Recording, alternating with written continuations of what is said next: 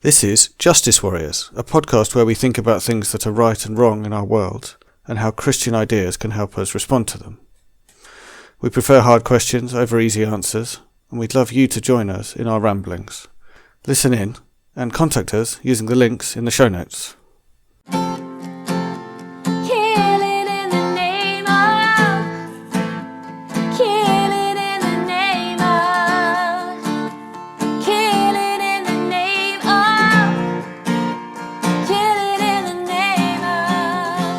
Hello and welcome to Justice Warriors episode 5, which is entitled Speak Out.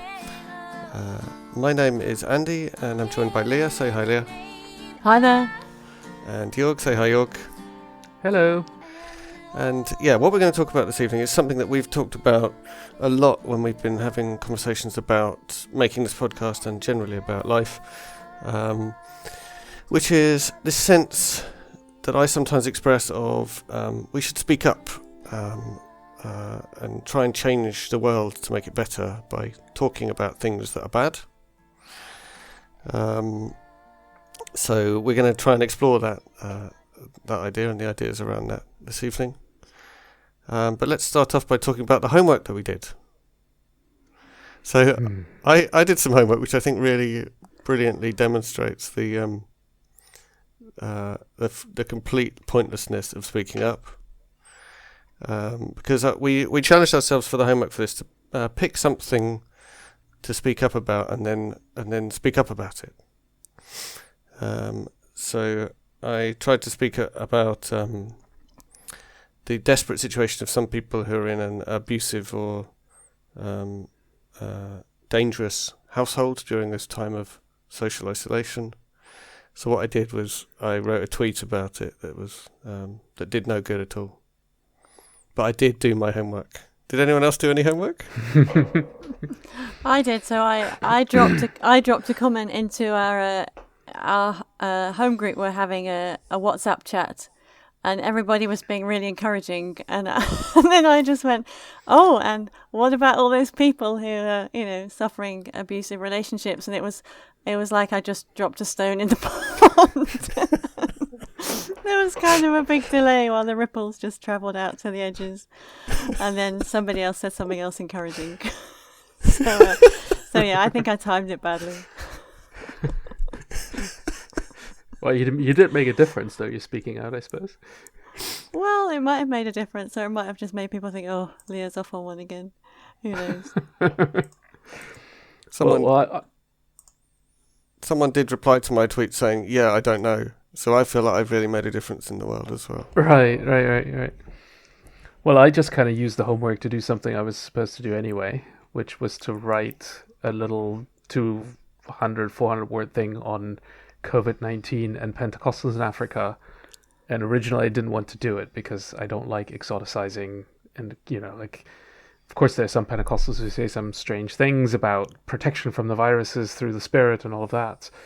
But what is that going to do that we point fingers to it? So I basically, when we talked about the homework, I thought, okay, maybe I should do it. That's going to be my speaking out. So I wrote about how I don't like to to talk about this in this time of crisis and how maybe these Pentecostals who are looking assurances are not too different from any of us. And that now languishes somewhere in the depths of the internet in a blog post that nobody will read. So I've done my homework with the same efficaciousness. Yeah, I read well it. Done. So did I. Because I sent you the link, you couldn't really refuse, right? So I think Andy readers. did too. Yeah, exactly. I read it and that's enjoyed it. I was surprised how short it was. Yes. It's one of the shortest pieces I've ever written, yes. Okay, so we're going to start our conversation by talking about what is it about this topic that worries us or unsettles us or makes us feel concerned. And Leah, one thing that you were mentioning was when we were having our pre-discussion that worries you is that maybe the Bible tells us not to speak up but to toe the line. Could you talk a bit about that?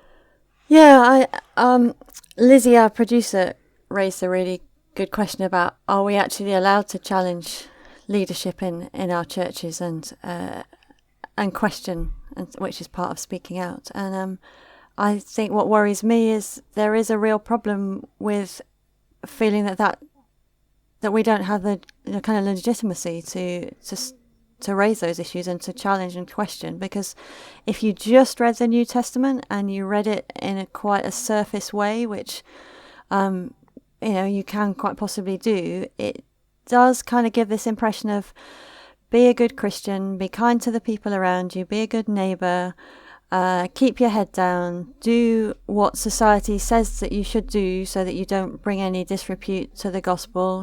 Wives, obey your husbands, slaves, obey your masters, give to Caesar what's due to Caesar. Now, I don't think that's a good reading of the New Testament, but it's a prevalent one, and it makes you think that we shouldn't really be engaged in speaking out, that it might be a marginal activity for some of those people who have a calling like that, but for the rest of us, we're just called to be good neighbours and to love our neighbour in a very kind of individual, local sort of sense. I think that really fits with how I feel like I was taught about what being a Christian is. And really doesn't sit well with me now. Yeah, and I think you forget that, or you don't forget, you maybe don't even get taught or don't know about so much of what Jesus was doing was subversive and was speaking out, but it's not obvious because we read it through Western eyes, so we don't notice that he allowed women to become his disciples, which is what the story of Mary and Martha is about. When Mary's sitting at the feet of Jesus, you can pass that by and just say, oh, well, yes, Mary was listening rather than doing the dishes, good for her. But that was a deeply subversive act and is exactly the sort of speaking out that I think we'll end up talking about. But it's not surface obvious if you're just kind of reading nice stories in the Gospels. Yeah, I definitely agree with that perspective that the kingdom is about a different kind of world here and now. We may never see it completed in the here and now, but it's definitely taking place. So it's not just about church walls, it's about what we do outside. But I must admit, my worry is actually the opposite of that when you take that social justice message to heart, you can find yourself sending all the right signals all the time. And I mean, we've had that conversation too. Like, how can you take care of everything? Like, even last time we talked, we had the same issue. You kind of take all these things on yourself, and then speaking becomes incredibly cheap. And my worry is the noise in this time. Like, everybody's speaking out. Everybody has an issue. Everybody tweets about. In a time when the news page, the first 45 panels about COVID-19, does it need another person? Do we need a church perspective on COVID-19 right now? Do we need a kingdom perspective on things that are already going on? So it's a question of, I don't want to say strategy, but of the right attitude to speaking out, the right efficaciousness, or it just becomes noise. And I guess as an academic who speaks too much anyway, I'm worried about the noise. That is a real worry for me, the pointlessness, and I really, really hate the idea of the whole thing of virtue signalling. Really does my head in. But what's contained in that idea is this sense of saying things without any intention of or without any ability to change anything. It's saying things so that someone sees that you said it. And it's to avoid that. And it's more the ability sometimes than the intention, because our intentions can be good, but there's so many things going on. Like, if you just think about your life, there's so many things you could be fighting for. And how do you do that in a way that it's effective, that it is adequate to your abilities, and that it honors God and not just whatever you want to do that day? So that's where I find, like, I'm in agreement with everything that you said, but the question is how? How do we do that? Well, so one way that humans in recent centuries have turned their voices into effective forces for change is by organising into political parties. So should we do it by being more involved in politics? There's a very, very long silence. I'm waiting for who's going to take that one. Yeah, that was a Mikado situation. If you move first, you lose. Yeah, definitely. We should definitely have Christians involved in political parties. I'm not sure it's for everyone. That's all. Why is that such a difficult question? Because I feel it's hard to recommend something that I have no intention of doing. I think that might be why I hesitate. But there's definitely a place for that.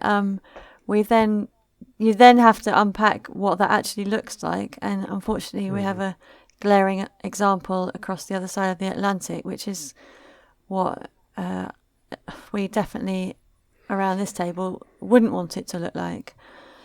So you have to start dealing with those issues, because that's what people think of when you talk about Christians in politics. It's conservative right-wing evangelicals in America. And that's not the direction we would want to be heading. So yeah, go on. I agree. I think, first of all, I would say, yes, of course, Christians can and should go into politics, just as the same way Christians can and should become doctors, train drivers, teachers, masons. There's nothing mystifying about that. But the idea that there's a specifically Christian way to do politics, when we don't expect that in other forms of, is there a specific Christian way to drive the tube? Is there a specific Christian way to? There isn't, right? But with politics, we somehow imagine that Christians can escape the forces of that job or can make a somehow different difference. So I think we need to take our faith into work wherever we go, and we have challenges there. But there's not I don't buy the idea that if we only had enough Christians in politics, the world would be better. That's just not the nature of power. Wow, that really, really wasn't what I was saying. I sort of feel the opposite. Yeah, no, I know that's not what you're saying, but that's where that question typically leads, right? Like, if we had more Christians in politics, that people who advocate that will often say we need a Christian party so that we can change politics for the better. And then when you look at what's actually happening with that, is some very narrow issues, and others get forgotten, and the whole thing gets tainted by the dynamics of the game anyhow. So you're saying it's unreal? Oh, go on. I wasn't talking about becoming a politician so much as joining a political party. Sorry, Leah. Okay, so are you thinking of there being a particularly Christian political party, or of just Christians being involved in all political parties in general? Absolutely, the latter. There isn't a Christian party. I don't believe that works. I mean, there's plenty of parties that call themselves Christian, but really, in many cases, that's virtual signaling in certain directions. I would certainly fear if someone in the church was telling me what party to be involved with, I would have a really strong reaction against that, because I think that's it has just led to such bad patterns in the past in this country and in other places. Mm-hmm. And for me, the larger... Go ahead, Leah. I was just going to say, I think I see what you're saying. I think, are you kind of saying it's unrealistic to expect that there's a particularly Christian way to do politics, because politics is, in the actual real world, very full of power games and all sorts of things that you cannot and compromise, and things that you cannot possibly avoid, that make it very difficult to be distinctively Christian. Is that kind of what you're saying? Yeah. that is exactly what I think about this. If we're looking for a specific Christian impulse, it needs to come from somewhere deeper within the church. That doesn't mean we shouldn't be doing politics, just the same way it doesn't mean we shouldn't be driving trains as Christians. But we shouldn't expect that there's a specific Christian way to do that will somehow liberate the ordinary way of driving trains or doing politics. For our vision, we need to go somewhere deeper. We need to go somewhere else.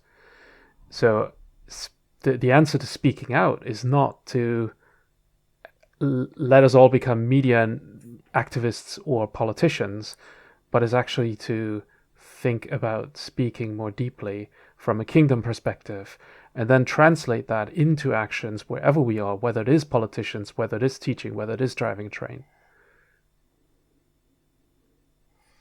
Yeah, I hadn't thought about it like that before. I find that really helpful because I think the minute you start to say that there are specifically Christian ways to do politics, I think that is the beginning of a road that most likely leads you to somewhere like a conservative evangelical model. And it might be a different version of that, but I think it sends you in that direction, because if you're not careful, you start governing along the assumption that you're bringing the kingdom in a very different way to the way that I think Jesus wanted to bring the kingdom in.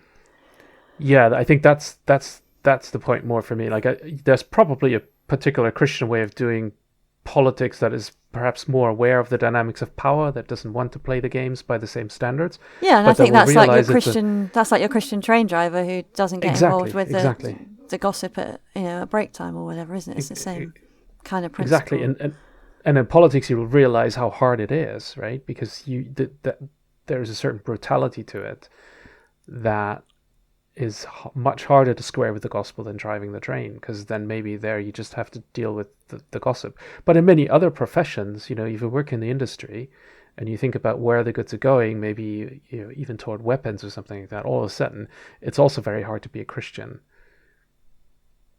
I think that politics is particularly bad when someone's sure that they're right or has the ability to coerce people to follow them without them applying their brain to whether or not the position is right. So that's why that explains my visceral reaction against like a Christian party or something like that, that it just hands power and a sense of certainty to someone who's still only human. Yeah, I think it's not just a certainty, it's also, I'm trying to think of an example, but taking the ways that God has called us to live as Christians, and then trying to then use them as rules for governing other people. So, I don't know, for example, kind of what you might consider a Christian perspective around abortion, for example. You might consider that in an ideal world, there aren't any abortions, and you might even argue that that's God's perspective. Let's not get into that right now, but to then extrapolate that out to say that that's how the whole of society ought to function, you then ignore the fact that we live in a fallen world where there are thousands and millions of cases where abortion is actually the most humane and right thing to do, because otherwise you create backstreet abortions, for example. Do you see where I'm going? So having gone from something that you may believe is the way God's calling you to live, and then to then extrapolate that out to how you ought to govern and make other people behave is an easy route to travel if you believe that you are a Christian politician and you are trying to bring God's kingdom, if you like, but it's definitely not what I think of as Christian politics. Yeah, it can lead you to deal in absolutes, like in a situation like that, where actually absolutes are not a wise way to govern a country. They may be useful in a personal morality. I mean, you see that in the Sermon on the Mount, don't you? Jesus sets these really high ethical standards in the Sermon on the Mount about how we ought to behave, but it's very much about this is how you ought to behave, and then it finishes telling people pretty much not to pay attention to what other people are doing, and to look at look out for the log in your own eye and not the speck in your brother's. It very much seems to be a set of moral standards that we're to apply to ourselves and watch our own hearts, but it doesn't. What the Bible doesn't then do is take the step and say, and this is how you ought to make everybody else behave. Those that die by wearing the badge, they're the chosen ones. Those who died are justified for wearing the badge, they're the chosen ones. They're justified. Those that died, they're the chosen ones. Well, this is. I want to bring it back to the topic of speaking out. I think for speaking out, you do need some certainties, and there's some quite outlandish ways of speaking out in the Old Testament among the prophets that we mentioned in our pre-discussion we might get into. So there you need a certain certainty, but that's a different thing from doing politics. Politics is not about that. Politics in a democratic society is about exactly the hard choices that you laid out, Leah. This is why I think when we talk about speaking out, we're talking about something else. We need to be talking about the vision of the kingdom of God that we're pursuing, how we want to articulate that vision, how it becomes something that drives our lives, rather than just wanting to translate that immediately into political action. So to kind of, I hope I'm not digging a pit here, but to carry on with the abortion theme, that if you are really convinced that abortion is wrong, should you be prophetically speaking out on the margins, even if you shouldn't be trying to enact that into the country's laws? Possibly. This is I think we may need a different episode on the topic of abortion, because it's such a difficult subject, and it's one that's so overdetermined by these decades of culture wars. But I think in a democratic society there is a place for people who uphold the horrors of abortion as well as there's a place for people who need to talk about the right of women over their bodies, about the difficult choices behind. Like there's a lot of conversation that needs to happen here. The question that I rather have is, what do you then do? And I think as Christians we are called, and this brings it back to the question of noise, we're called not just to tweet out, not just to say peep whenever something hits our mind, but to think harder about that, to control our tongue, and to make it something that really informs all of our life, our living, make it our agenda, and then we will automatically be a lot more nuanced about what we're doing, because you realize very quickly you can go out in the marketplace and scream as long as you want to. People may not listen. I mean, for me, the most instructive example, you will know that I was in the States in the early 90s, and my host family, they were strictly against, I was an exchange student at the time, strictly against abortions. They took me along to like an abortion rescue thing where they blocked the clinic, and then I saw what they did in the courtroom to get these people who blocked the clinics off, and this was a big topic.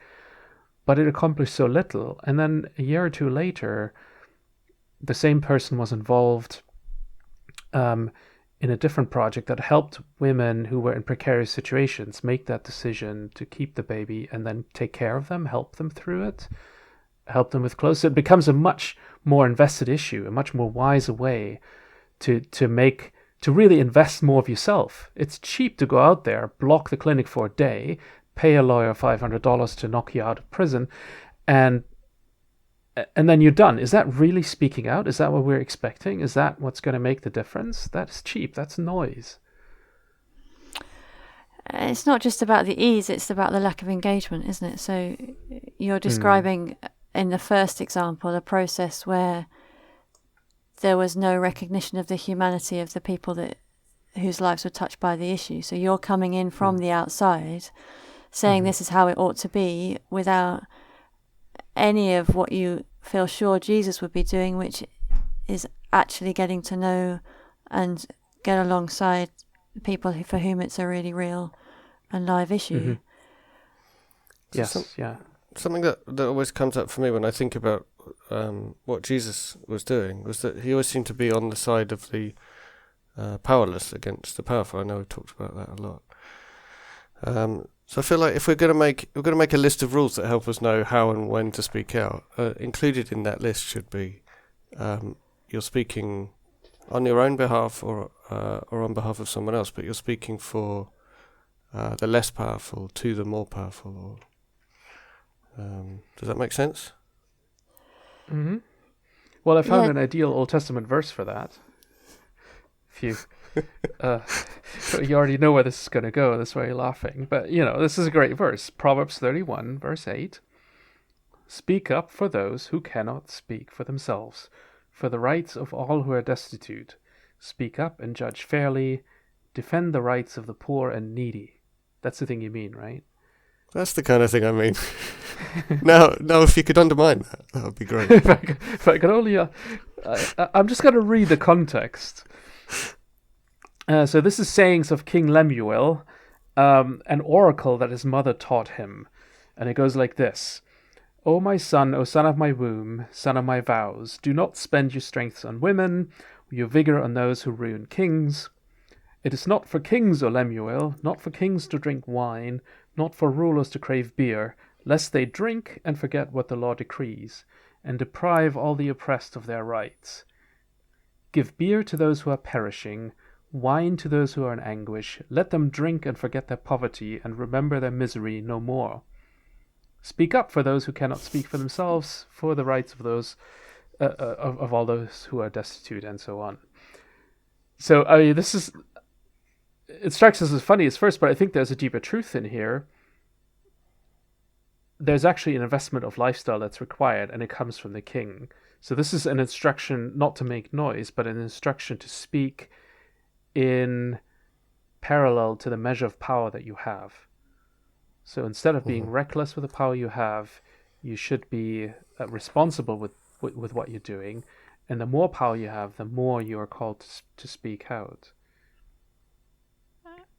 And how does the getting them drunk fit in? Well, they don't have a lot of power. They might as well drink. Okay. So is that the lesson from our podcast today? If you don't have much power, then just drink. We can all just drink. Yeah. Well, we do have power. Now, I think the lesson for me is, and I think we'll hopefully unpack this a bit more. At least that was what I discovered when I was preparing myself for this topic. It's about a lifestyle. So yes, speak up. Speak up for those who cannot speak for themselves. That sounds great. That's an action that you can do any day. Do it for an hour. But actually, what the saying is this is part of your lifestyle. That you're being responsible. That you're not drinking your power away. That you're not wasting your power. That is actually, it's part of your whole calling. You're the king, my son. You're not one of them. I mean, as weird as that bit is, I don't really want to take any lessons from it, to be honest, other than that it's okay to drink sometimes. But that it's a lesson in lifestyle. This speaking up is part of a way of putting all of your powers to the right use. And I think, that takes us back to what I was saying was my worry at the start, really, that superficial reading of Jesus' life that says, well, he didn't really tell his followers to speak out or complain about the Romans.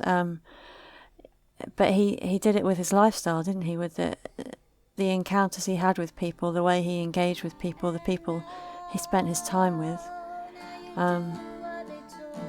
They were his life himself. It's his life itself. Yeah. I mean, he took his life in his own hands and to not bow to political pressure. So yeah.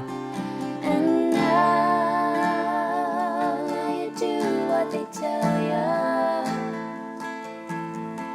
And now you do what they told you.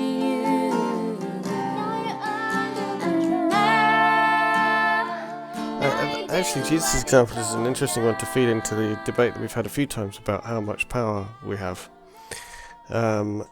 Because Jesus put himself in a very powerless position and then achieved a great undermining of this very powerful state through his giving up of his power completely to be executed. So maybe even when we're powerless, we can find some power to exercise by that kind of activity. Yeah, that's really true. Depends what we're prepared to sacrifice. Yeah, because that kind of investing that Jörg is talking about is costly, isn't it? It requires our time and our effort and our engagement with people that we might not necessarily choose to spend our time with. And this is where I feel the whole speaking out bit is so treacherous, because the Bible is deeply skeptical about the power of the word that is not God's word. So that the word that's really powerful is the word that comes from God, right? It creates the universe. Jesus is that word. And humans, however, are in a completely different place. Moses says, I can't speak. That's a strength, and then God gives him what to say. When you read Proverbs or Psalm, the tongue is always treacherous. It's better to be silent. The tongue is lying. It gets you into trouble. It gets you into debt. And look at Isaiah at the beginning of Isaiah, where he can't speak until he's had his mouth purified. Absolutely. And the place that really brought this home to me then was in James 3, which is all about the tongue. And it kind of goes through, how powerful the tongue is, that you can control an animal through the tongue because you put bits into the mouths of horses to make them obey. Ships turn by that little tongue of the rudder, even though it's just a small part of the body, like that rudder or like the tongue in a horse. Our tongue can make a lot of damage. It can have a great boast. It can set forests on fire by the spark. The tongue is a fire, it says here. And the tongue is deeply ambiguous. With the tongue we praise our Lord and Father, and with it we curse men who have been made in God's likeness. Out of our mouth come praise and cursing. And how can that be? So that's, again, really much a call to a different kind of lifestyle, that what we say matters. Speaking matters, but it matters much more than the sense that we do speaking out by sending a tweet, by writing 400 words. It's a lifestyle. It's a calling. And we can so easily turn that into part of our own tribal identity as well, can't we? The things we speak out about are the things that the other people that we know speak out about, and that we all kind of allegedly care about the same things, and that reinforces who we are as a group, and actually just becomes a sort of glorified set of moaning about other people, and is very cheap and easy to do. And quite predictable. We know what certain churches are going to say, what certain evangelicals in the States are going to say, what the Church of England's going to say, what African Anglicans are going to say. And I know what I and my friends will say about a certain set of topics as well. We're entirely predictable within our social groups as well. Exactly, yeah. So these echo chambers, and that's not a biblical way of speaking out. So let me give you an example of a thing that I think was good that the Church of England did. When the leadership of the Church of England spoke out about the payday loan companies, and political change came quite quickly after that action. I felt good about that. I felt good to be. Normally I feel very uncomfortable to feel part of the Church of England, but on that day I felt good. Is it okay? Is it okay for me to think that was a good thing? That seems like a good thing. And that was speaking out, and that was the power of words, and someone powerful speaking. Sure. And where do people get the money from now? I understand. So the payday loans are gone, and sort of the loan sharks have a tougher business. And it changed the political ruling. But the people who are taking on these loans, are they in a better position? To what degree? How much of an investment was that into poverty in England? We probably shouldn't get into the specific, what happened, because we'd end up just debating that. But I hope that the change in the law made our society slightly more just. Sorry, Leah, go on. I was going to say, I think in part it was an example of what Jörg's just been talking about. So there are groups within the Church of England who are heavily involved in credit unions, and particular dioceses and churches that are really invested and really involved in that, and that is one of the ministries that they have as a church. And some of the impetus that then resulted in the church, the Archbishop speaking out, will have come from his conversations with those groups, and those groups are providing an alternative now that the loan sharks are gone. They are doing exactly what Jörg has described. They are providing an alternative. So, excellent. In part, it's exactly what we've been talking about.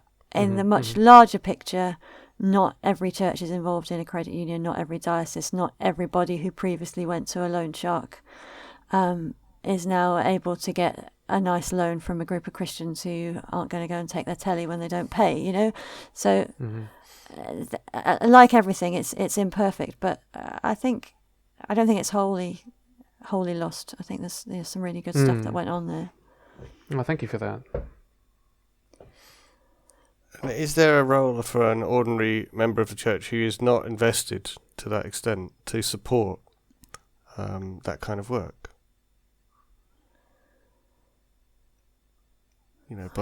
By vaguely offering, speaking out about it. Sure. Yeah, I think we can all be part of that, and maybe we have to think about what it's when we're speaking out about something, are we thinking about what are the alternatives that we offer? Well, and how does it become something that deeply affects us, that really points to the kingdom of God, but also to the difference between what the kingdom of God should be and what it is now? So I think that's where a Christian perspective comes in, that we do say, it shouldn't be this way, it should be different. We're going to be invested in changing something. We feel called, I want to bring it even there, we feel called by God to do something about this, because this gap is not right. It's not sustainable. It's not where we want to be.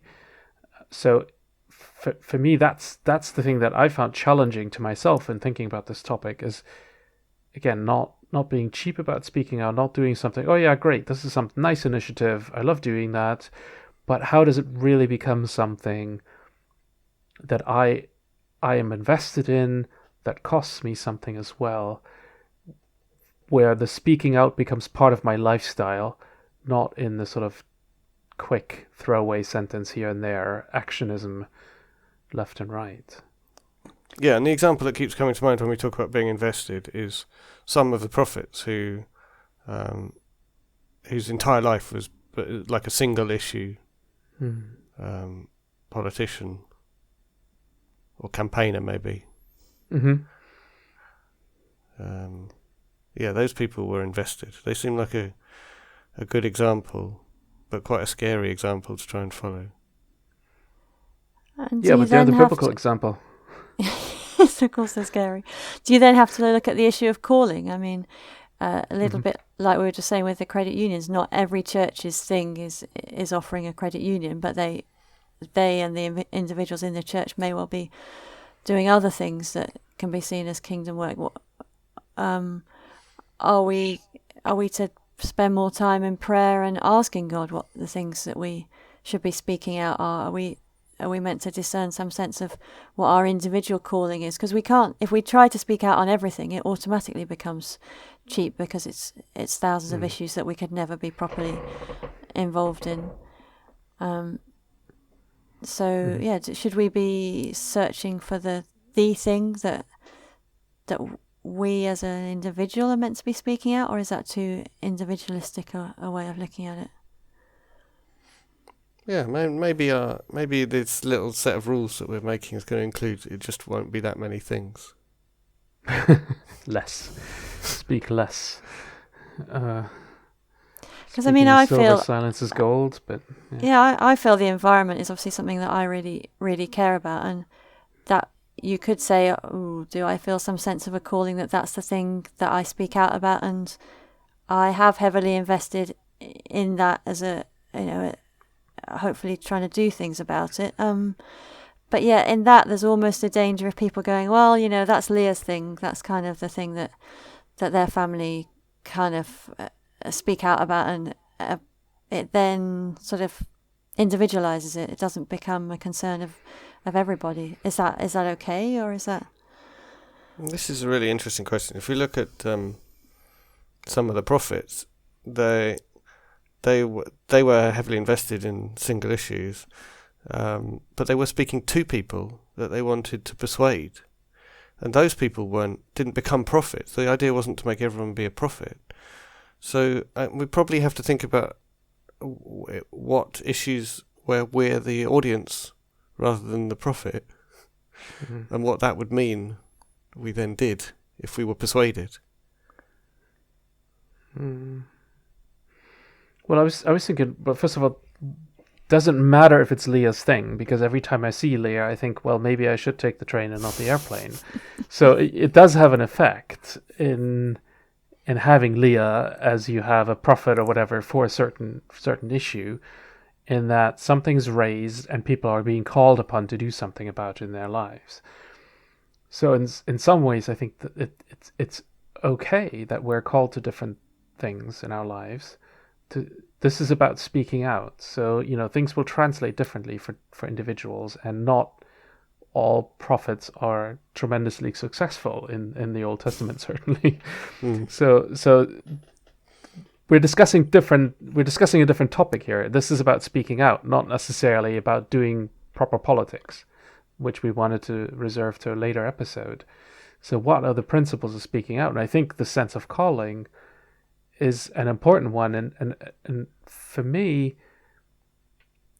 there is something where that begins, and that is the old vocabulary of intercession, which Christians sometimes think is just a sort of a special type of prayer, and that never really made a lot of sense to me, because it's almost like, okay, you got to remind God, or you got to change his mind about something, and then God comes off as incredibly cynical. Oh, okay, yeah, sure, I had forgotten about this guy. I'm gonna deal with their problem now. Or, yeah, okay, I was gonna let it slide, but you convinced me otherwise. Like, that is that really what we're thinking happens in intercession? And what I think happens, actually, something becomes our calling. We feel called to stand in a gap, to intercede, to come between that gap between what we believe the kingdom of God is, what we're called toward, and how the world really is. So that's where I think calling begins. How do we talk about the things that are around us? How do we talk about the things that are around us to God to begin with? The things that bother us? And what comes out of this speaking then in our speaking toward others? So I think that might be helpful if someone's listening and thinking, well, I don't know what my thing is that I invest in and that I speak about.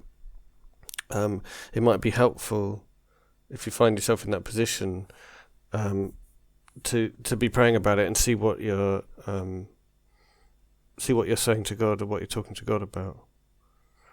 I'm also drawn to think about public intercession and praying publicly, because that is like a weird mixture between talking to God and talking to other people and lecturing people. Yeah. But which it is I that find whole. myself in sometimes. It's that standing in the gap thing, though, isn't it? That is in two directions. That's a gap between other people and God, and you're looking both ways when you do that public intercession, aren't you? Towards God and towards the people, and other people are seeing that these are things that are on your heart that actually are on God's heart too, and it's a joining together. And I think it's exactly illustrating what Jörg was just saying. I think also we need to remember that if we're in the position where we can be asking God what should be our thing and what's the thing he's calling to, we need to recognise that's a position of extreme privilege. For so many people in the world, there is no choice about the issue that they cry out to God for, because it's the thing that they need to get them through that day. So you're saying no beer and wine for us, really? We're in that other place. We are in the other place without the beer and wine, I think. Just be immensely grateful that and the humility that comes with that as well, that says, Lord, I want to speak on behalf of an issue, but don't ever let me do that in a way that's patronising or speaks down to. And I think we've seen that very publicly recently in a lot of the debates about race and racism. A lot of black people expressing how frustrating it is to be talked to by white people about racism, and what a tricky area that is to navigate, and how it's really only possible to come to as a privileged white middle class person with an awful lot of humility and a recognition of so many things that we could go into, but probably won't right now. But it's also about saying we don't have the answers. So I mean, that's one of the things that intercession prayer also does, is, and that's the weird bit, that when I feel so challenged by this, because it feels such a futile thing to do. Like, you go and pray and you say, I don't know, there's been whatever issues on your mind. Like, if you were to go in your bedroom, Leah, and say, I'm going to pray about the environment, and immediately through your head it's like, wait a minute, no, I know what needs to be done. Those things need to happen. We need to advocate for this. But there's a place in a Christian idea of speaking out, that you speak out to God, that you groan out, that you make this your thing, and then that there is a power from God that comes toward you that enables you to speak, that you receive something to say. So it's not about you telling God what to do. It's also not about developing the proper ideas, but to almost like to amplify that energy in you that makes this a real issue that you're invested in. Like, I'm speaking, I'm taking time out of my day to speak to God about something I know we need to fix, but I don't know how to. I'm crying out about it. I'm talking about my inability to do it right, and then hope and wait for something better.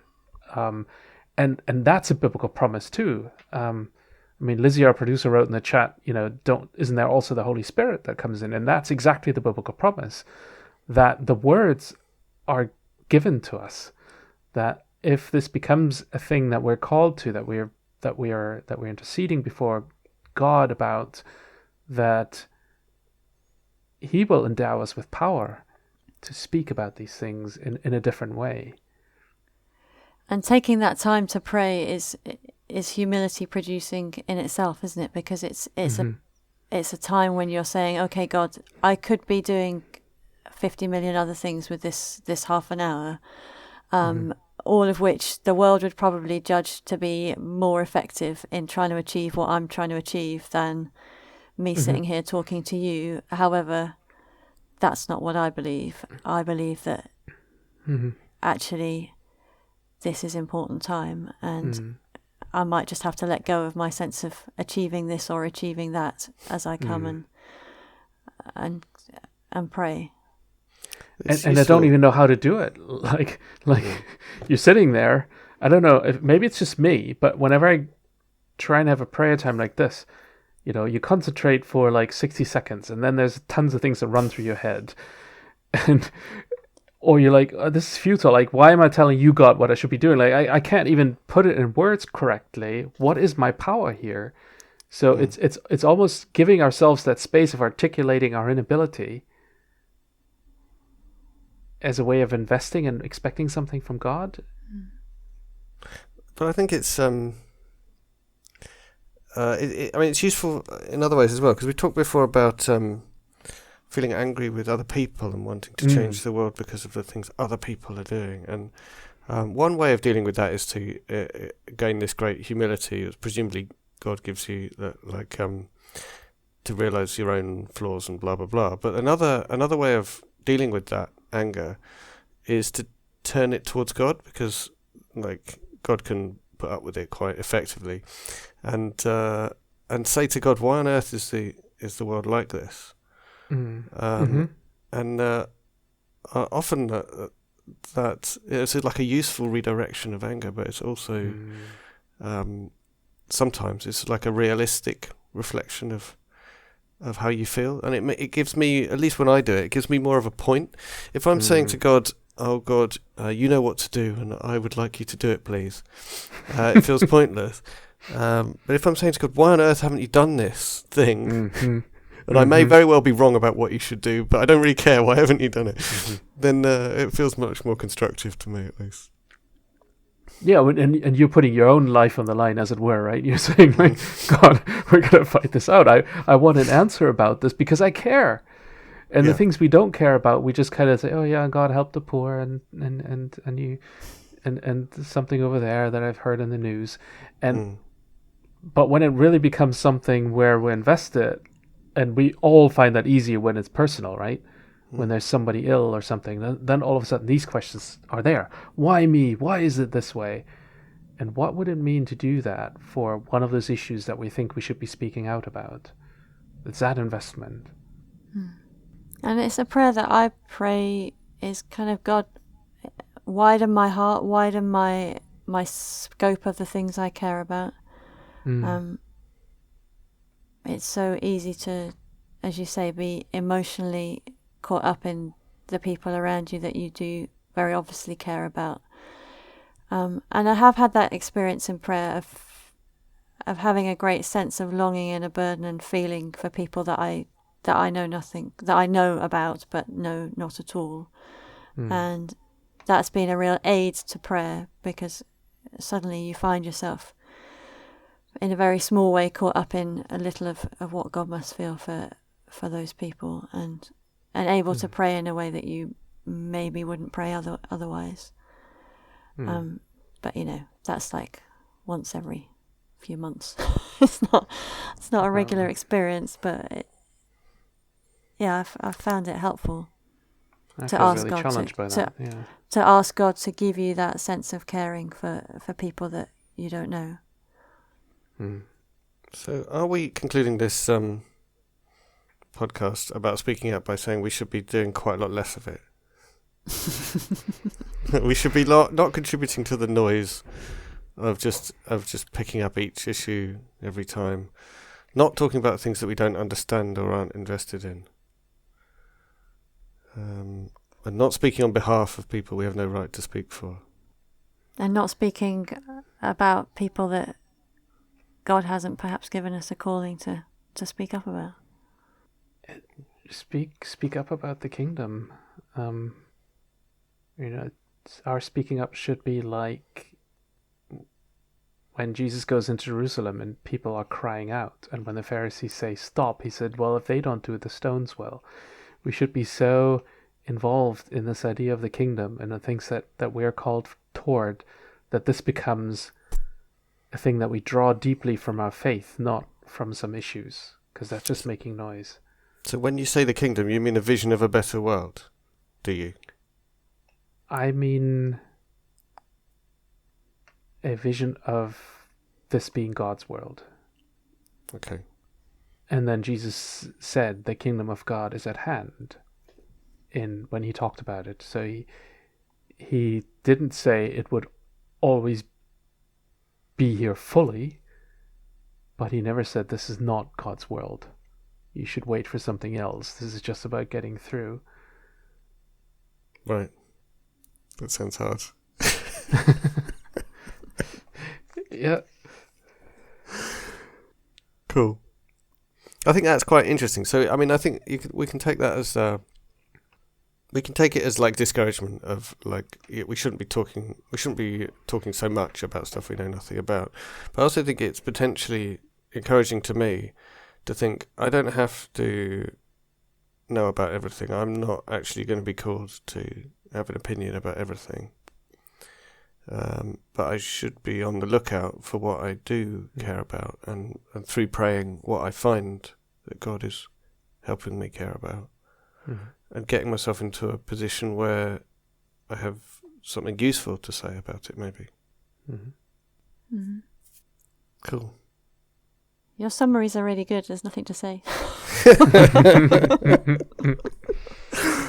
We're just nodding. Cool. Well, let's do that then. So this podcast is one of 3, like I said. The series that we're working on at the moment, this was the first one. We called it "What Does Christian Justice Look Like?" This part was about speaking out, and it really didn't go the way I expected, so that's interesting. And we also have, the next part is help people, and the last part is resist, which should be fun. Maybe help people would be too obvious, but then you surprised me this time, so you'll probably surprise me next time. So thank you very much for listening. The next part will be help people, and we'll see you next time. Killing in the name of, kill it in the name of, kill it in the name of. You've been listening to Justice Warriors. You can subscribe wherever you get your podcasts, and you can also follow us on social media by searching for Justice Warriors, where warrior is spelt like someone who worries about things. If you enjoyed this episode, please subscribe and leave us a rating, since that helps other people find us. Also, please tell your friends about us in real life. We'd love to hear from you. To get in touch, use the email address in the show notes or contact us via the social media links. Thanks for listening. And now you do what they told you. And now you do what they told you.